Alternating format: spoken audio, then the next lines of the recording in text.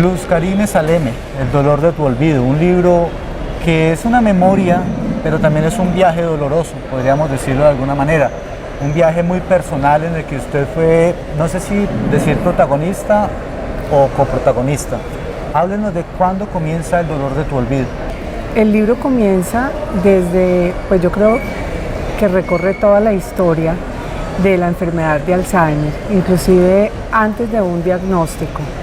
El libro atraviesa las 7 etapas de la enfermedad hasta el final y es una guía para las personas que cuidan pacientes con Alzheimer, con demencias o enfermedades degenerativas. Podríamos decir que es una mezcla entre memoria, reportaje, digamos casi que una crónica vivencial en cierto modo, porque ¿de dónde nace la idea de llevarlo a cabo? Sí, pues nace la idea de mi propia experiencia, de no haber podido obtener un diagnóstico a tiempo por falta de conocimiento. ¿Con su señora madre? Con mi mamá, sí. Entonces la idea precisamente es de educar, de comunicar, de crear conciencia alrededor de la enfermedad para tener muy presente que el Alzheimer no es demencia senil, hacer una diferenciación clara, porque en mi caso yo obtuve un diagnóstico ya en una etapa muy avanzada, precisamente por falta de conocimiento. Esa fue mi motivación para investigar y recopilar toda la información que sé que le ayuda a las familias que hoy estén pasando por lo mismo que yo pasé. ¿El viaje de su señora madre comienza en qué año? Lo llamo viaje en el sentido de que comienza, digamos, a encontrarse con el olvido. Sí, pues su diagnóstico fue en el 2012. O sea que a partir de ese momento usted empieza el cuidado, o ya venía antes con este cuidado. Pues precisamente sí venía antes con el cuidado, pero no sabía que era la enfermedad de Alzheimer. Ella tenía episodios de depresión, de irritabilidad, de agresividad, perdía las cosas, pero pues nos quedamos con esa teoría de que se trataba de demencia senil. Yo venía cuidándola sin darme cuenta que ya tenía Alzheimer. ¿Quién les había dicho a ustedes que era demencia senil? No, es que es un término socialmente equivocado y tendemos siempre a estigmatizar a las personas adultas y tildarlas de dementes, o sea, como si la vejez fuera una demencia. Y entonces pues yo me quedé muy tranquila con mi propio diagnóstico porque fue el mío y el de todos mis hermanos.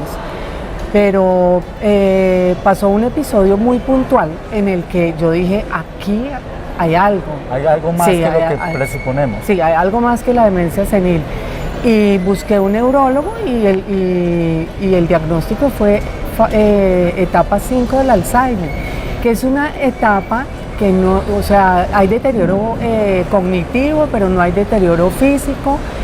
Ellos aún nos pueden reconocer, reconocen nuestras caras, nuestros nombres, recuerdan algo de su propia autobiografía, aunque ya empiezan a olvidar y la memoria de corto plazo falla demasiado, pero pues como uno está al lado, uno se acostumbra a esos síntomas. Cuando recibí el diagnóstico pues fue muy doloroso, igual estaba perdida, igual quedé perdida por un par de años más, porque la única indicación del neurólogo fue quitarle las llaves del carro, seguir dándole, o sea, darle el medicamento y mantenerle en actividad física para evitar que en etapas más avanzadas perdiera la movilidad, porque eso es lo que pasa en las etapas graves del Alzheimer. Ya la persona se le olvida caminar, pierde movilidad y se vuelve mucho más dependiente. ¿Qué habría cambiado si se hubiera diagnosticado a tiempo, teniendo en cuenta que en últimas es una enfermedad degenerativa? Ese es el punto del tema de prevención en el libro. Si el diagnóstico hubiera sido en una etapa 1, 2, detener el deterioro hubiera sido más fácil, porque hay maneras de estimularles el cerebro. El cerebro se debe entrenar, inclusive nosotros debemos entrenar el cerebro para mantener capacidades cognitivas y obviamente ella, su evolución no hubiera sido tan rápida. Inclusive, cuando en etapa quinta del Alzheimer, yo empecé con estimulación cognitiva y física y me funcionó. Ella llegó a la última etapa, pero no tan mal. Ya no me reconocía, tenía dificultad para hablar, dificultad en la movilidad, pero todavía caminaba, se mantenía en pie. Y yo creo que todas las terapias, toda la estimulación que le hice funcionaron. De hecho, en mi libro tú encuentras varias terapias de música, de cine, de jardines curativos. Usted tuvo también que empezar un camino casi que en blanco, ¿no? Por decirlo de alguna manera, aprender sin tener el más mínimo conocimiento y empaparse para poder llevar un... ¿Cómo es el sistema de salud con estas personas? ¿Cómo es el manejo que se le da desde las EPS, desde las citas médicas, los medicamentos? ¿Cómo es este trato? Pues yo no te puedo hablar de cómo es el manejo específico, pero sé y he investigado un poco. Es que ni siquiera los costos de la enfermedad, no hay una información acertada pues que hable de eso. Lo único que sé es que el sistema de salud, por ejemplo, en el tema de las terapias cognitivas, pues para un paciente de Alzheimer debería tener terapia casi que todos los días, porque es una manera de marcarle el tiempo y el espacio y mantenerlos ubicados. Pero yo he visto que ciertas familias se enfrentan a que les prestan el servicio de terapia una vez a la semana, por decir algo.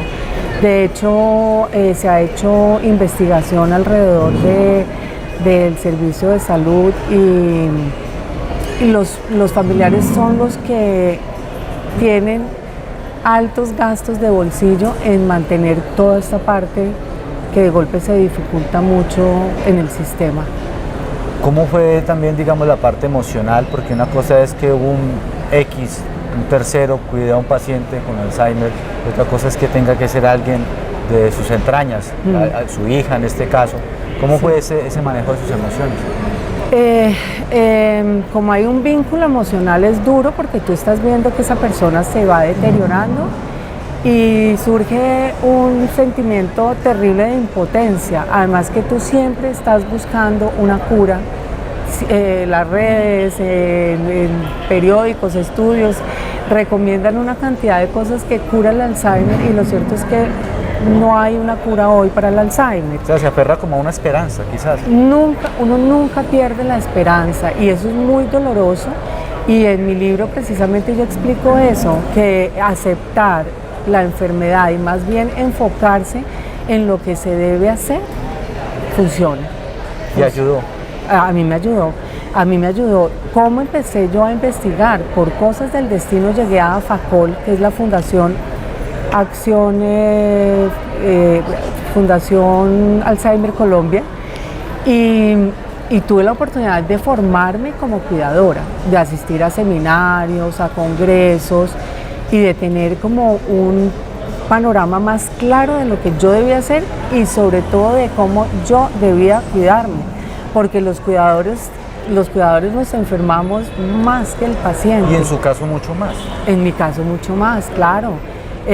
Nosotros estamos en peligro de padecer el síndrome del cuidador quemado por los niveles de incertidumbre precisamente, de estrés, por la impotencia que sentimos y porque a medida que avanza la enfermedad, esa persona requiere de mayor cuidado. Entonces, la vida del cuidador queda como supeditada a los horarios y a todo lo que tenga que ver con esa persona. Ese viaje de su señora madre poco a poco al olvido, ¿qué es lo que de pronto ella sentía también? De pronto le logró expresar en algunos momentos de lucidez que uno ha logrado ver en reportajes, donde como que vuelven un momentico y se sumergen de nuevo en el olvido. Sí, mi mamá tuvo muchos episodios así. Llegó un punto en que ya no reconoció a nadie, no me reconocía a mí, pero en esos momentos de lucidez gritaba desesperada: ¿qué me está pasando? Me quiero morir. ¿Y su entorno familiar cómo hizo el acompañamiento? ¿Sus hermanos, si usted los tiene, de pronto los nietos, quizás hubiesen hermanos de ella? ¿Cómo fue el acompañamiento de ellos también? Porque me imagino que es una carga muy pesada para llevarla a una sola persona. Mis hermanos no viven en Colombia, ellos no estuvieron presentes, pero ellos la visitaban constantemente. Yo tuve apoyo, eso lo aprendí en la fundación, a buscar apoyo, porque uno como cuidador se convence de que como uno lo hace, nadie más lo va a hacer. Y eso va muy ligado a que es un familiar y uno conoce la historia de vida. Uno sabe qué le gusta, qué no le gusta, qué le molesta, y uno aprende como se les dificulta a ellos comunicarse y retener la información, lo que uno les dice. Entonces el acompañamiento familiar para mí es el mejor y es difícil. Sí, bastante. Sí. Se nota que todavía sigue Sí. siendo el solo hecho de recordarlo. ¿Cuándo comienza usted con la escritura del libro?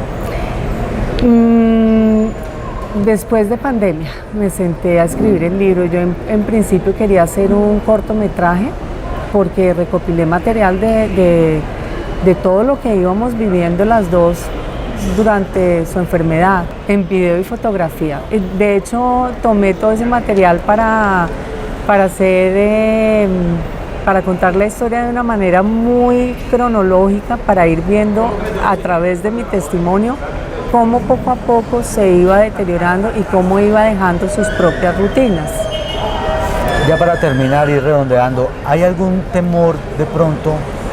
Porque es una enfermedad de la que se descubren cosas nuevas, también se especula, lamentablemente hay mucha charlatanería en internet, pero dicen algunos que puede ser hereditaria, otros dicen que no, en fin, ¿de pronto hay algún temor de que se llegue a dar un diagnóstico en su caso o en alguien cercano a usted?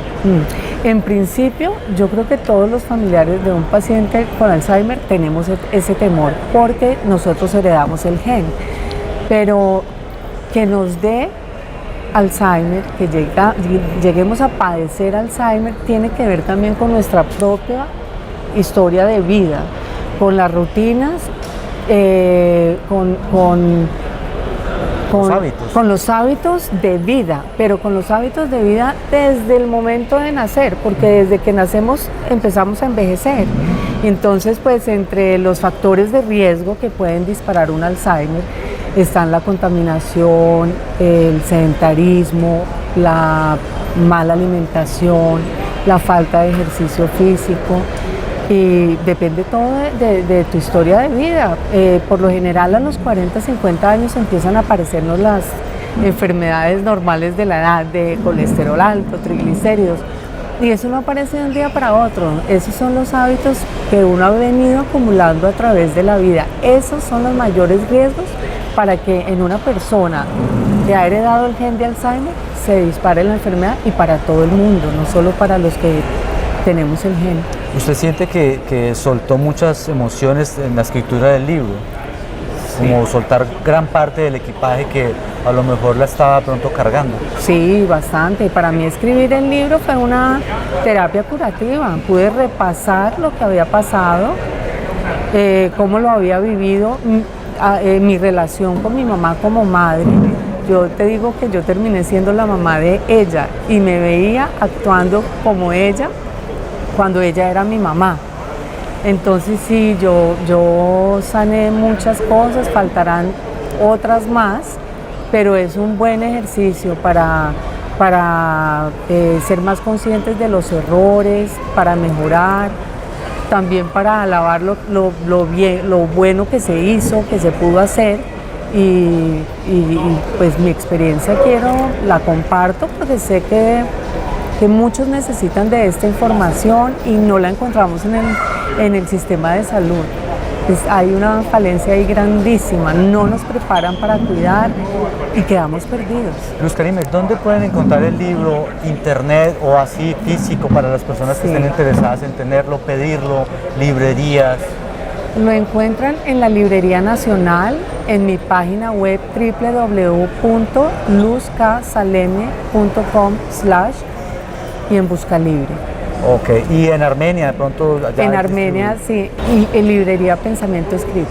Ok, listo. Luz Karime, muchas gracias por este gran aporte que usted le hace, porque compartir las experiencias difíciles para que otros aprendan es importante también, y pues yo sé que en su caso no fue fácil escribir este texto, un documento que aportará mucho, que despejará dudas, así que pues muchas gracias por este espacio que nos da para compartir su experiencia.